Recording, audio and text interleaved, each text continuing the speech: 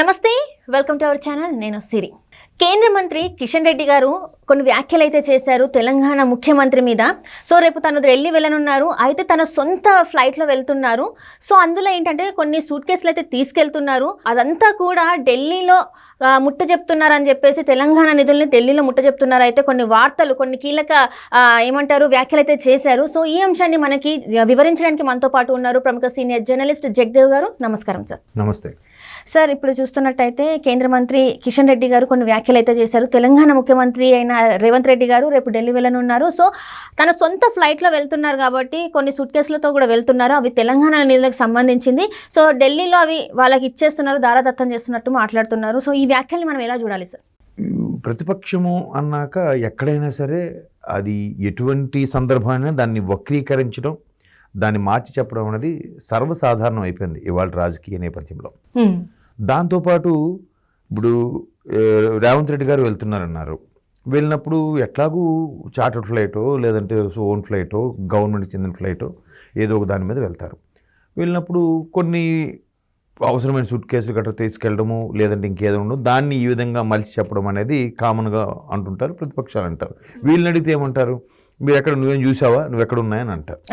ఎవరు వెర్షన్ వాళ్ళకి కరెక్ట్. కాకపోతే ఇక్కడ కాంగ్రెస్ అధిష్టానం ఎప్పుడు కూడా ఎలా ఉంటుందంటే ప్రతీది కూడా ముఖ్యమంత్రికి ఎవరైతే రాష్ట్రాన్ని లీడ్ చేస్తున్నారో వాళ్ళు పిలిపించుకుని మాట్లాడతారు. వారంలో ఒక్కొక్కసారి 2-3 సార్లు కూడా ఢిల్లీ వెళ్ళి అధిష్టానంతో కూర్చొని లేదంటే సిడబ్ల్యూసి మీటింగ్లో కూర్చొని. రైట్.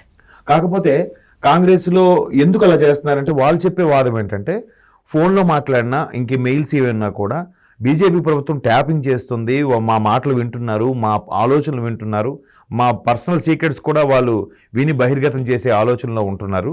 కాబట్టి ఇలాంటి ఏవైనా ప్రభుత్వ పరిపాలనా విధానాలు కానీ లేదా ప్రభుత్వంలో ఎటువంటి ఎత్తుగడలు వేయాలి, ఎవరెవరిని ఆకర్షించాలి, ఎవరెవరిని ప్రభుత్వంలోకి తీసుకోవాలి, ఎవరెవరికి ఏ పదవులు ఇవ్వాలి అనే విషయం గోప్యంగా ఉంచడం కోసం కాంగ్రెస్ అధిష్టానం ఎప్పుడు కూడా ఫోన్లోని వీటిలో మాట్లాడదు.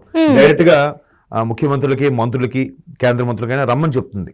ఢిల్లీ వచ్చిన తర్వాత అక్కడ కూర్చొని ఆయన సోనియా గారి ఉండే ప్లేస్ అదేదో ఢిల్లీ 6 ఢిల్లీ అని ఉంటుంది.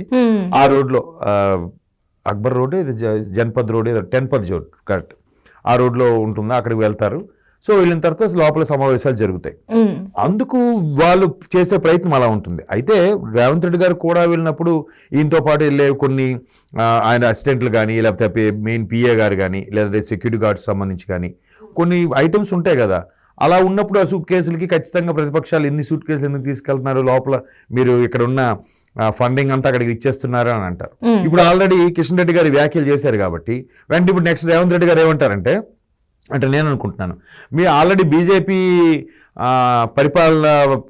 పరిపాలన ప్రాంత రాష్ట్రాలు ఉన్నాయి కదా, ఆ రాష్ట్రాల్లోని ముఖ్యమంత్రులు కూడా సెంట్రల్కి వెళ్ళి ఇలాగే సూట్ కేసులు ఇస్తున్నారా, మీకు బాగా అలవాటా అని అడుగుతారు. ఇప్పుడు ఇంక ఇది ఎలా అవుతుందంటే చినికి గాలి వాళ్ళలా తయారవుతుంది. ముందు మీరే కదా స్టార్ట్ చేశారు, సూట్ కేసులతో ఢిల్లీ వెళ్తున్నారు రేవంత్ రెడ్డి గారు. తెలంగాణలో ఉండే ప్రజల నుంచి తీసుకున్న పనులు, ఈ వచ్చే డబ్బునంతా కూడా, ఈ బడ్జెట్ను కూడా ఢిల్లీకి దారాదత్తం చేస్తున్నారు. కాంగ్రెస్ వాళ్ళకి ఇస్తున్నారు. ఈ కాంగ్రెస్ ఎలాగా సెంట్రల్లో లేదు కాబట్టి ఫండ్స్ కావాలి, పైగా ఎలక్షన్ సమయంలో వీళ్ళన్నిటికీ ఖర్చు పెట్టడానికి అవసరం కాబట్టి ఇక్కడ ప్రజల నుంచి దోచింది అక్కడ పెడుతున్నారు అన్నట్టుగా ప్రతిపక్షాలు వ్యాఖ్యలు చేస్తాయి. సర్వసాధారణాలు ఎదుర్కోవడం. అంటే ఇప్పుడు ఇక్కడ ఇంకొకటి ఏంటంటే మన తెలంగాణ మాజీ ముఖ్యమంత్రి కేసీఆర్ కూడా ఢిల్లీ వెళ్తున్నారు. సో ఈ తిను వెళ్ళడం అంటే ఈ ముఖ్యమంత్రి, ప్రజెంట్ ఉన్న ముఖ్యమంత్రి, మాజీ ముఖ్యమంత్రి గారు వెళ్ళడం దీని వెనకాల ఏమన్నా కారణాలు ఉంటాయంటారు? అంటే ఈ సుట్ కేసులే కాకుండా ఇంకేమన్నా ఆ సుట్ కేసులలో ఫైల్లో ఏమన్నా ఉండడమా, అది వెళ్ళి మన ప్రధాని గారిని కలవడమా, ఇలాంటివి ఏమన్నా జరిగే అవకాశం ఉన్నాయంట? అలా కూడా ఉండొచ్చు. ఎందుకంటే కొన్ని కీలకమైన నిర్ణయాలు తీసుకున్నప్పుడు ఇప్పుడు సిబిఐ ఎంక్వైరీ అంటారు, లేదా ఎన్ఫోర్స్మెంట్ డైరెక్టరేట్ ఎంక్వైరీ అంటారు, లేదా ఐటీ దాడులు అని అంటారు, అదే ఇన్కమ్ ట్యాక్స్ సంబంధించి. అట్లాంటివి అప్పుడు కూడా సెంట్రల్ నుంచి మెయిన్ అక్కడ ఉండే వాళ్ళు పిఎంఓ ఆఫీస్ నుంచి పర్మిషన్ తీసుకోవడం కానీ, లేదా ఈ ఫైల్స్ మీరు అన్నట్టు ఫైల్స్ లోపల పెట్టి చూపించి చూడండి ఇక్కడ వీళ్ళు రాష్ట్రంలో గడిచిన 10 ఏళ్ళలో దీనికి ఇలా చేశారు, దీనికి ఇలా చేశారు, దీనికి ఎంత తిన్నారు, ఎంత ఉంటే ఎంత లెక్క చూపిస్తున్నారు, మధ్యలో ఏమైందో తెలియదు.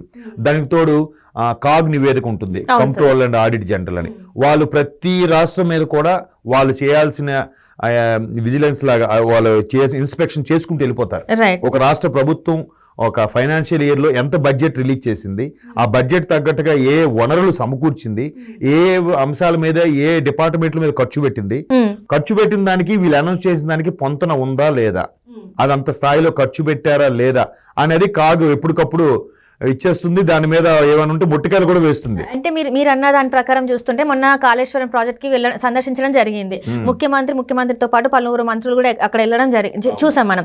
సో దాని మీద ఏమైనా నివేదిక ఇవ్వడానికి వెళ్ళినారా అంటే ఆల్రెడీ కాగ్ కూడా కొన్ని రిపోర్ట్స్ ఇచ్చింది. ఇంత 23 కోట్లు సంథింగ్ ఏదో లెక్కలు అయితే రావట్లేదు, అంతే ఇంత బడ్జెట్ తో అయితే కాళేశ్వరం కట్టింది కాదు. సో ఈ లెక్కలలో తప్పులు అయితే చాలా ఉన్నాయి, అవినీతి అయితే జరిగిందని చెప్పేసి కాగ్ నివేదిక అయితే స్పష్టం చేసింది. సో ఇవేమైనా చెప్పే అవకాశం ఉందంటారు అక్కడ? అదే ఇప్పుడు అది ఒక ఊహాజనితం మాత్రమే. ఇప్పుడు వీళ్ళు సూట్ కేసులు తీసుకెళ్లారని అంశం లేవనెత్తారు. సూట్ కేసులు తీసుకెళ్ళడానికి జనరల్ గా హార్డ్లీ 3 days మ్యాక్సిమం 2 days ఉంటారు ముఖ్యమంత్రి. ఎందుకంటే ఇక్కడ రాష్ట్రంలో చాలా పనులు ఉంటాయి.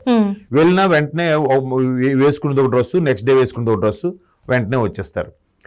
కాకపోతే కూడా వెళ్ళేవారు కొంత చీఫ్ సెక్యూరిటీ ఆఫీసర్ ఒకరు ఉంటారు, లేదంటే పిఏ ఒకరు ఉంటారు. వీళ్ళ సూట్ కేసులు కూడా వాళ్ళకి ఒక్కొక్కటికి కేటాయించబడతాయి. ఎక్కువ సూట్ కేసులతో వెళ్ళారంటే వీళ్ళు బురద జల్లడానికి కేంద్ర మంత్రి ఇలా అన్నారా, నిజంగా ఎక్కువ సూట్ కేసులతో వెళ్ళారని ఇన్ఫర్మేషన్ ఉందా అనేది తెలియదు. ఒకవేళ ఎక్కువ సూట్ కేసులు అయితే ఏ వెర్షన్ అయినా అవ్వచ్చు, లేదు అధిష్టానికి సంబంధించి ఏవైనా ఇక్కడ నుంచి గిఫ్ట్లుగా కానీ లేదంటే కొన్ని తీసుకెళ్ళడానికి కానీ అవ్వచ్చు, లేదా మీరు అనుకున్నట్టుగా దానికి రాష్ట్ర ప్రభుత్వానికి గత ప్రభుత్వ పెద్దలకు సంబంధించిన ఫైల్స్, కేసులకు సంబంధించిన ఫైల్స్ కూడా అయి ఉండొచ్చు కదా. ఇప్పుడు ఎవరు ప్రభుత్వం ఆలోచన, ఇప్పుడు రేవంత్ రెడ్డి గారి ప్రభుత్వం ప్రతిదీ క్షుణ్ణంగా పరిశీలిస్తుంది, ప్రతిదీ సమీక్ష నిర్వహిస్తుంది, ప్రతిదీ ఎవరు ఎక్కడ దొరుకుతారని చెక్ చేస్తుంది. ఎందుకంటే మీరు అబ్జర్వ్ చేస్తే రోజుకు ఒక అవినీతి తిమింగిలాన్ని పట్టుకుంటున్నారు. నేను ఇవాళ ఒక అవినీతి తిమింగిలాన్ని పట్టుకున్నారు. మొన్న హైదరాబాద్ హెచ్ఎండికి సంబంధించి అందరం ఎవరిని తవ్వి తీసినా కూడా రెడ్ హ్యాండెడ్ గా దొరికిపోవడం ఏసీఎఫ్ కి.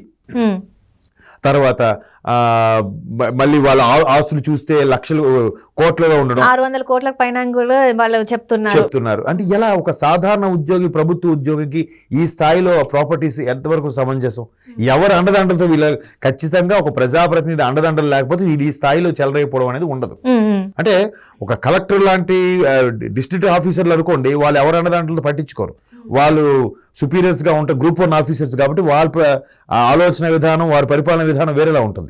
బట్ ఎవరైతే నామినేటెడ్ పోస్టులుగా కొంతమంది ప్రజాప్రతినిధులకి బిస్కెట్లు వేస్తూ ఆ స్థాయికి వెళ్తారో వాళ్ళ వెనక మాత్రం ఖచ్చితంగా ఒక ప్రజాప్రతినిధి ఉంటారు కాబట్టి వాళ్ళు అలా దొరికిపోతుంటారు. ఇట్లా దొరికిపోయినప్పుడు సెంట్రల్ సంబంధించిన సివిల్స్ సంబంధించిన ఆఫీసర్లు ఉన్నారనుకోండి, వాళ్ళకి మరి ఏమైనా చర్యలు తీసుకోవాలంటే వీళ్ళ పరిధిలో ఉండదు, సెంట్రల్ పరిధిలోనే ఉంటుంది. దానికి ఒక టీం వేయాలి, ఇన్వెస్టిగేషన్ లో ప్రూవ్ అయితేనే వాళ్ళకి శిక్ష విధించాలి. ఆ తర్వాత అది నిర్ణయం తీసుకుంటుంది. దానికి సంబంధించిన ప్రూఫ్స్ కూడా అయి ఉండొచ్చు. మీరు అన్నట్టు మేబీ ఇప్పుడు సోషల్ మీడియాలో వచ్చిన తర్వాత ఒక నాయకుడు ఒక స్టేట్మెంట్ ఇచ్చిన తర్వాత, ఒక ప్రతిపక్ష నేత ఒక స్టేట్మెంట్ ఇచ్చిన తర్వాత దాన్ని రకరకాలుగా ఊహించుకొని ఎవరి మట్టుకు వాళ్ళు సోషల్ మీడియా ప్రజెంట్ చేస్తున్నాం. ఇవన్నీ ఊహాజనితమే. ఎవరి చూసింది లేదు, కళ్ళారా చూసింది కానీ విట్నెస్ గా ఉండేది లేదు. కాకపోతే వాళ్ళు విమర్శించగానే రేపు చూడండి కావుంటారు రేవంత్ రెడ్డి గారు, మన 3 రాష్ట్రాలు మీరు గెలుచుకున్నారు ముఖ్యమంత్రి, మీ ముఖ్యమంత్రి కూడా ఇలాగే తీసుకొచ్చిస్తున్నారా మీకు అని అడుగుతాడు. ఇప్పుడు రాజకీయాల్లో బూత్లో తిట్టుకుంటున్నప్పుడు ఇలాంటి మాట్లాడడానికి ఏముంది, సర్వసాధారణం కదా. Thank you so much sir. Thank you.